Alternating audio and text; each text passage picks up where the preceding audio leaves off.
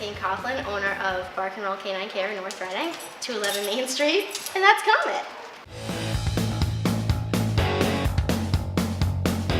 What we have here is called a snuffle mat. It works with the dog's instincts to forage in the grass, basically. So what you can do here is, actually these are pretty easy to make on your own.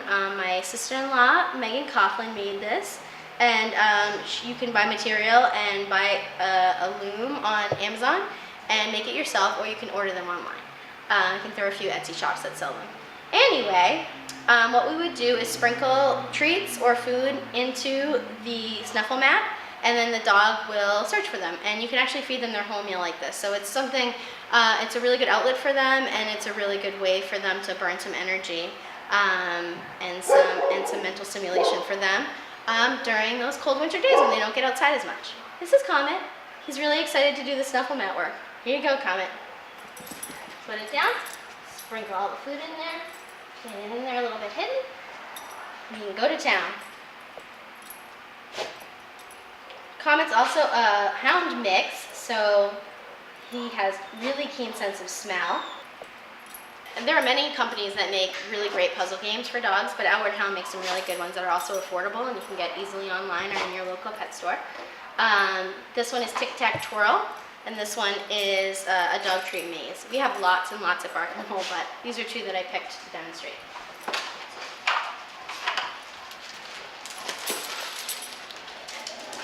Put the treats inside, and the doggies need to figure out how to get them out.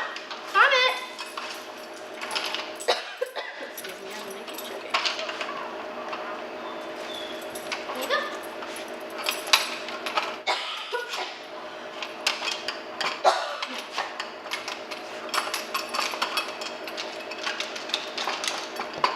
Good job, Comet.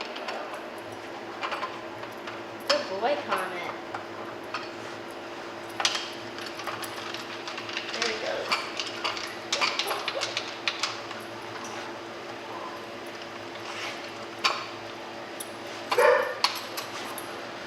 Bravo, Comet, bravo!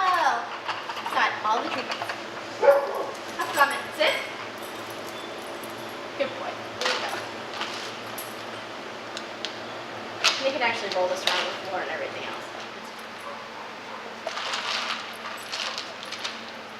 He's like perfect for this because he's so food motivated and he's very creative and smart. He'll never stop. And sometimes you have to help guide them through how to use it a few times. But in my experience, most of the dogs they figure it out right quick on their own.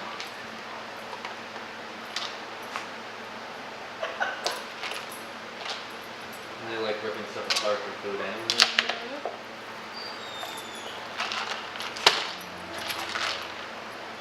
Well, the puzzle toys are designed to work with the dog's natural instincts anyway, so there'd be nothing too difficult.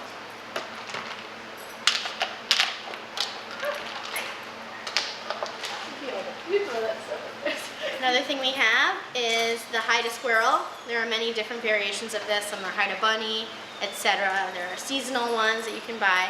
I really love this one because it's hours of endless entertainment if your dog likes to burrow and pull out the little animals, and they also squeak. So it have to be appropriate for the dogs that can be supervised and won't swallow these whole or do anything dangerous with them. Sit. Here you go. So we'll see him. We'll figure it out. Oh, yep, there he goes.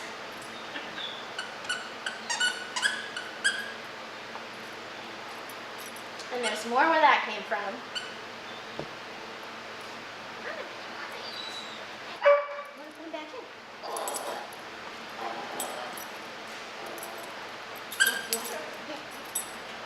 There you go. There he goes. Good boy.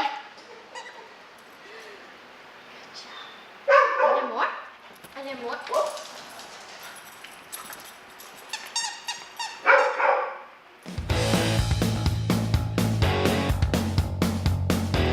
Protecting our dog's paws in the wintertime is important because it can become dry and cracked, and there are chemical salt and sand on the roads. So we like to use a product called Musher Secret, which is basically a wax and easy to apply. And we put it on before our dogs go outside. And also, if they're just having some cracking issues, we'll put it on at night while they're sleeping too, so that they can have a little extra moisturizing. And here we go. Let's put a little on comment. See if he'll let you do it sitting on the bed.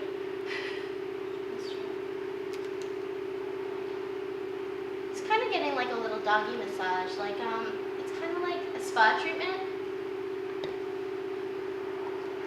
It's also non-toxic, which is very important. Because sometimes they will try to lick it. But it does help with the cracking, and it will protect their paws before they go out. Also, we like to recommend when dogs come in from being outside, if they're exposed to any sand or salt, that we use just a warm water on a cloth to clean that off their paws and off their chest and face area to prevent the irritation from it. That's it. Here you'll see Badger, Guinness, and Chance modeling the latest in winter fashions. Whether or not to put a coat on your dog or booties on your dog for the cold weather is really a personal preference. Depends on the individual dog. Most dogs can handle anything, you know, up to like 20-25 degrees Fahrenheit, and anything under that starts to get a little dodgy, so we're only spending limited amounts of time with our dogs outside under that temperature. But again, all depends on the individual dog. Do they grow up in the south? I have a few dogs from the south who are not interested in staying outside for very long when the weather is cold. And then I also have a couple dogs that love to play in the snow. So if they can tolerate it, that's great. You obviously want to make sure you're supervising them, so if they're picking up their paws a lot, or they are putting on the brakes a lot, they might need an extra layer of clothing. But for the most part, most dogs come equipped with a really nice coat that will help protect them in the winter and also cools them in the summer. So there's generally no need to shave down a dog because it does have its warming and cooling effects on its own. Evolution has provided that coat for most dogs. But again, personal preference. Individual dogs need change, of course. So these guys love their little jackets, and it helps us to get them outside when it's windy for the most part, because that's usually the toughest time, or when it's raining or wet snow.